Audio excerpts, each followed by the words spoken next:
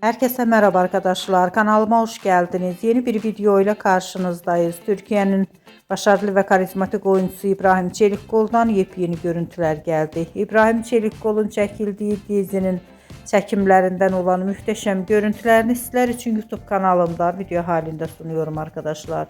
Umarım beğenirsiniz. Arkadaşlar videomu beğendiyseniz kanalımı izlemeyi ve bildirim butonuna basmayı unutmayın. Şimdilik benden bu kadar olsun. Yeni videomuzda görüşmek üzere. Hoşça kalın, sağlıklı kalın. Umarım videomu sona kadar izleyeceksiniz ve beğeneceksiniz. İyi seyirler.